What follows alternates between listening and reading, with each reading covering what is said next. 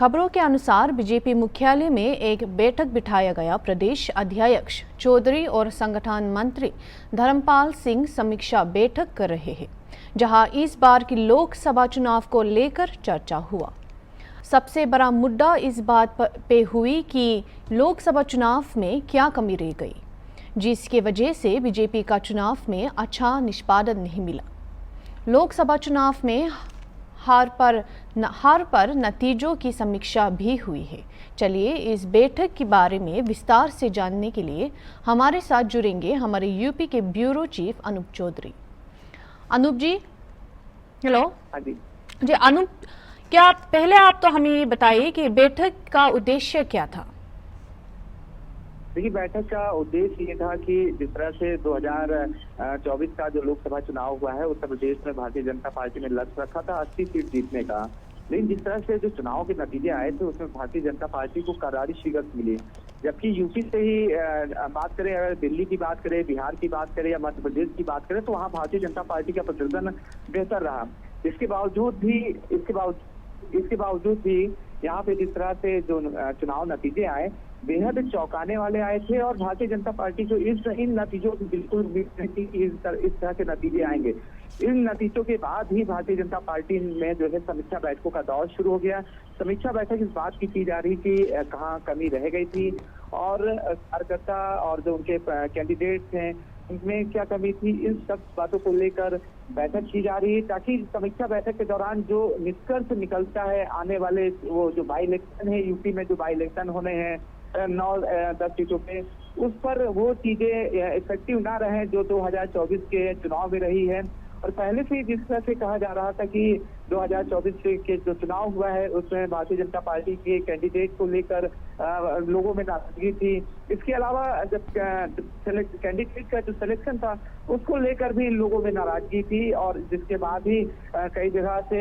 बातें आई, कई जगह से इनके जो भारतीय जनता पार्टी के कैंडिडेट थे उनका विरोध भी हुआ। इसके बावजूद ये 2024 का चुनाव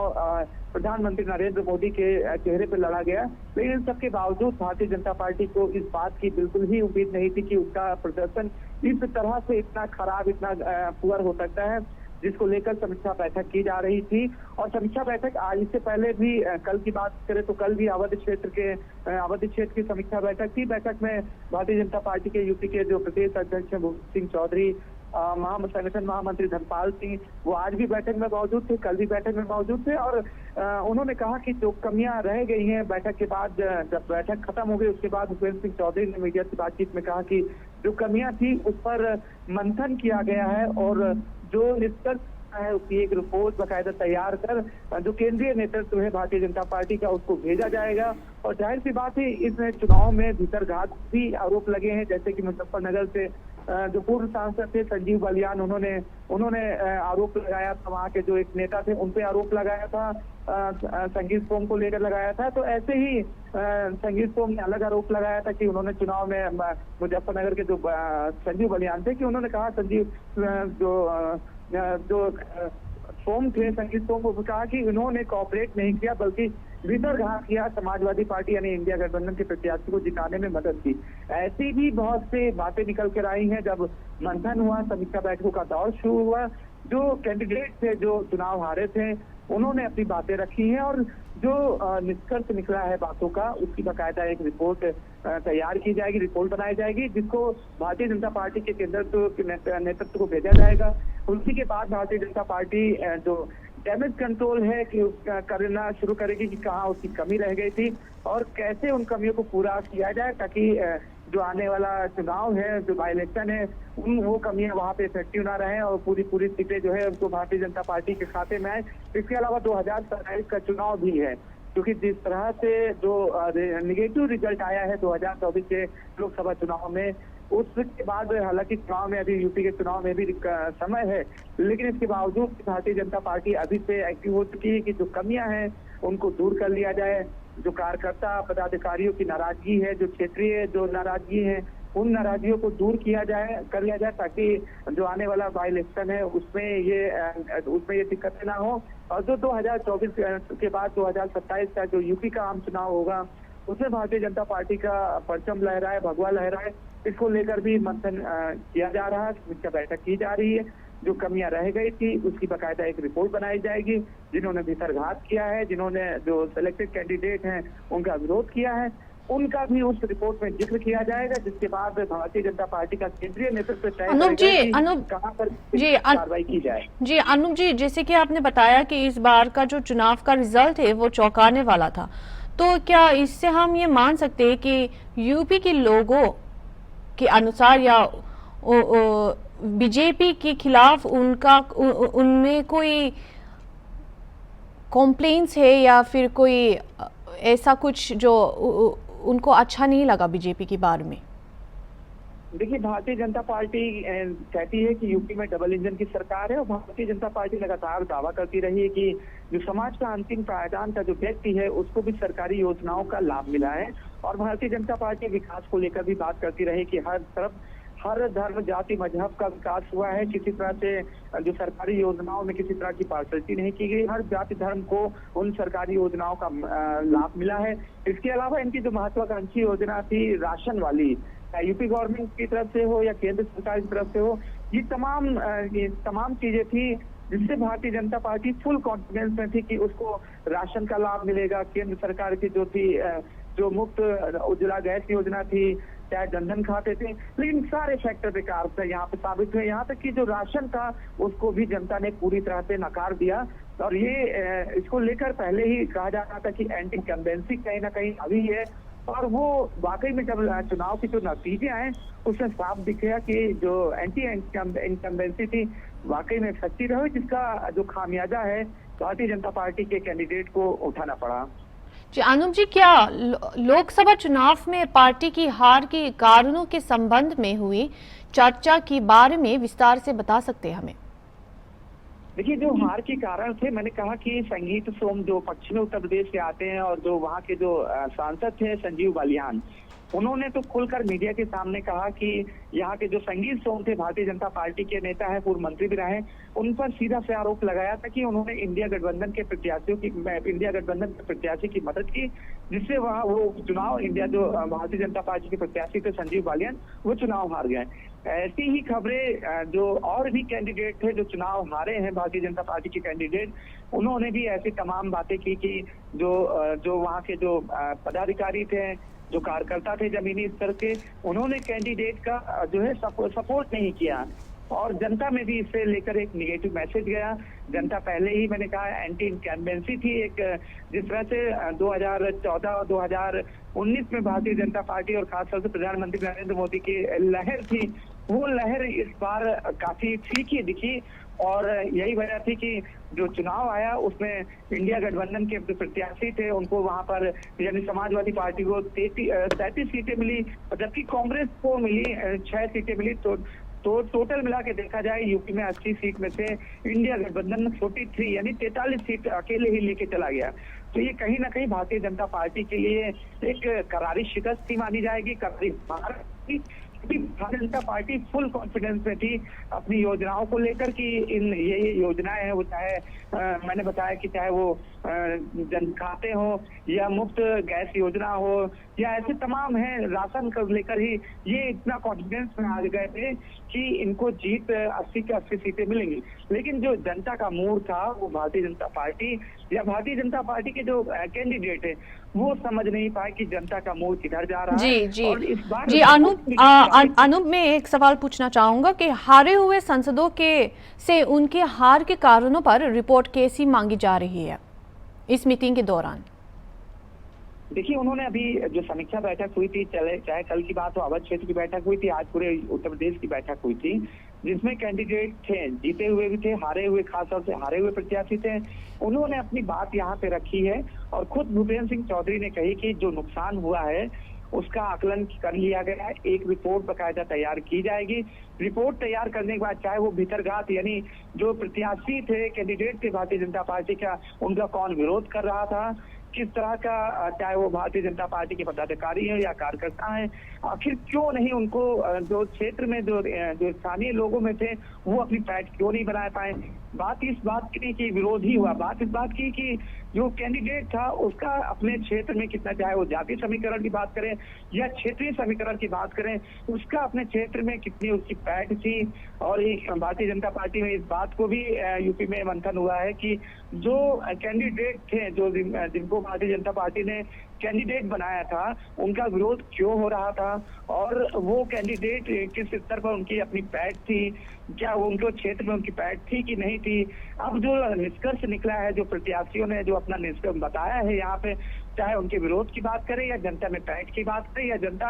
या एंटी इनकम्बेंसी फैक्टर हावी रहा हो वो बात करें, ये सारे जो फैक्टर हैं ये बाकायदा एक रिपोर्ट बना के उत्तर प्रदेश का जो नेतृत्व है वो भारतीय जनता पार्टी के शीर्ष नेतृत्व यानी केंद्रीय नेतृत्व को भेजेगा। उसके बाद ही उसका जो कमी रह गई उस कमी की भरपाई कैसे करनी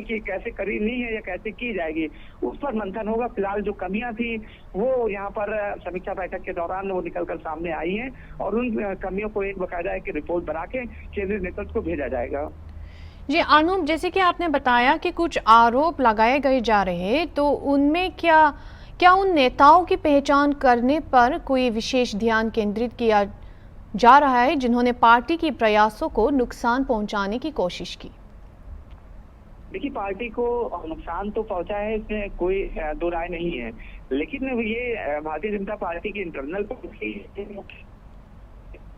कि पश्चिमी उत्तर प्रदेश से संजीव बालियान ने सीधा भारतीय जनता पार्टी के नेता संगीत सोम पर आरोप लगा दिया कि उन्होंने इंडिया गठबंधन के प्रत्याशी को सपोर्ट किया, जब भारतीय जनता पार्टी के प्रत्याशी को सपोर्ट नहीं किया, जिसकी वजह से उन्हें हार का सामना करना पड़ा।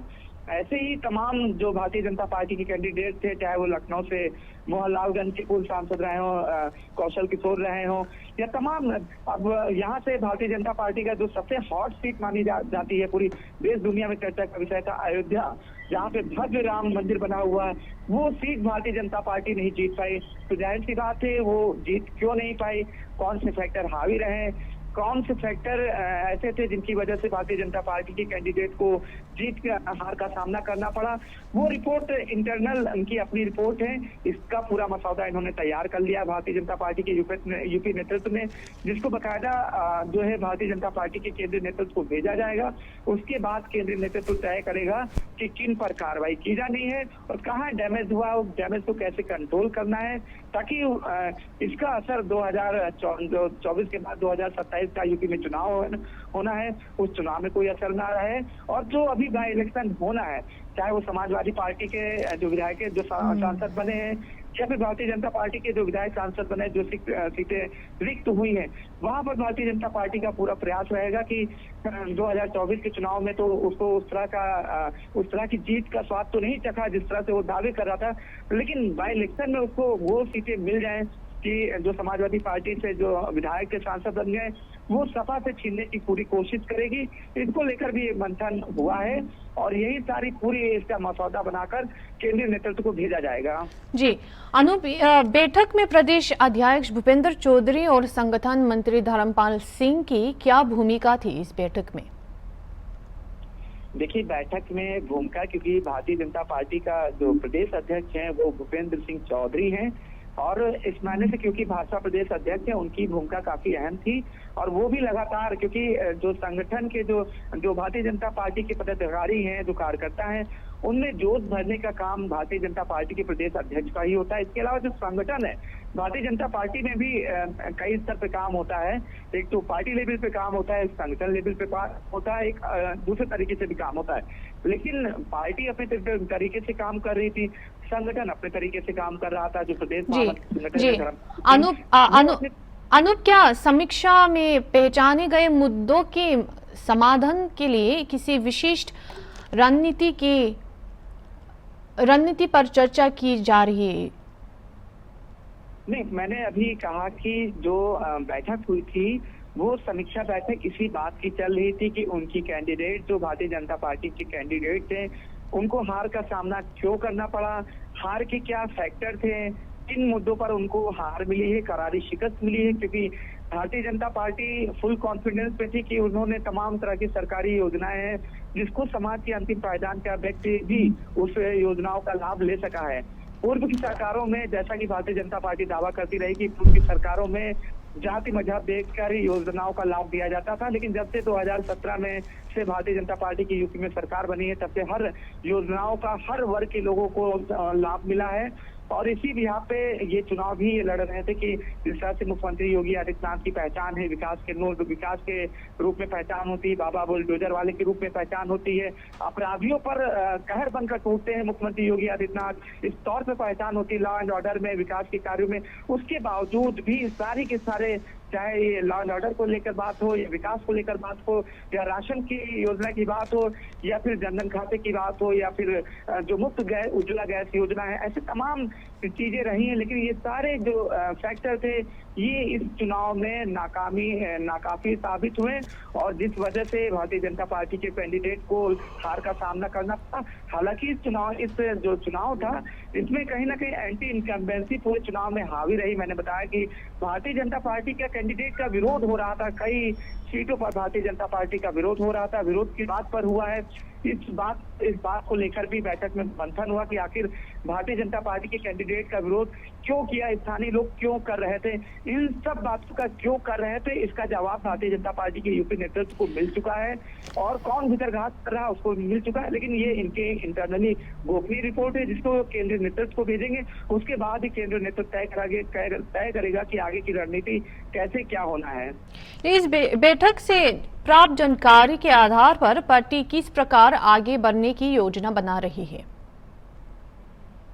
देखिए, जिस तरह से मैंने बताया कि पार्टी की जो 2-3 दिन से जो समीक्षा बैठक चल रही है,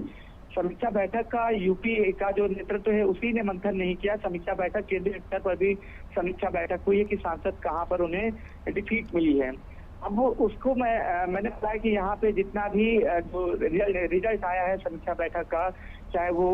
पिछले 2 दिन की बैठक हो या आज की बैठक हो, इस समीक्षा बैठक में पूरे एक मसौदा जो है, पूरी एक रिपोर्ट तैयार कर ली गई है। जो भूपेंद्र सिंह चौधरी जो भारतीय जनता पार्टी प्रदेश अध्यक्ष हैं, उन्होंने भी साफ कहा मीडिया से बातचीत में कि कहाँ हमारी कमी रह गई थी, उस कमी को कैसे भरपाई की जाएगी, इसको लेकर एक रिपोर्ट तैयार की गई है जो केंद्रीय नेतृत्व को भेजा जाएगा। उसके बाद केंद्रीय नेतृत्व तय करेगा कि कमी को कैसे पूरा करें, कैंडिडेट का विरोध क्यों हुआ था तो उस विरोध की भरपाई कैसे करें, और इसके अलावा जिन्होंने भीतरघात किया है यानी कि जिन्होंने प्रत्याशियों को हराने का काम किया है उन पर किस तरह की कार्रवाई होनी है, आगे की क्या रणनीति रहेगी, ये फिलहाल केंद्रीय नेतृत्व यूपी की रिपोर्ट के देखने के बाद तय करेगा। एक और बात अनूप, क्या इस समीक्षा बैठक के बाद कोई समय रेखा या कार्य योजना निर्धारित की गई है? नहीं, देखिए अभी कोई ऐसी डेडलाइन नहीं निर्धारित की गई है कि ये रिपोर्ट केंद्रीय नेतृत्व को भेजी जाएगी, उसके बाद 24 घंटे में, 48 घंटे में या 72 घंटे में कोई कार्रवाई होगी, ऐसी कोई समय सीमा निर्धारित नहीं की गई। लेकिन ये जरूर है कि भारतीय जनता पार्टी ये भाप गई है कि उसको जो उसके कैंडिडेट हारे हैं, किन वजहों से हारे हैं, इन वजहों का सारा भारतीय जनता पार्टी के यूपी नेतृत्व ने आकलन कर लिया है। उसी आकलन की एक रिपोर्ट तैयार कर केंद्रीय नेतृत्व को भेजी जाएगी, जिसके बाद केंद्रीय नेतृत्व अपने हिसाब से कार्रवाई करेगा, लेकिन कार्रवाई की कोई समय सीमा निर्धारित नहीं है। जी शुक्रिया अनुप जी, हमारे साथ जोड़ने के लिए और इस बैठक के बारे में डिटेल्स देने के लिए।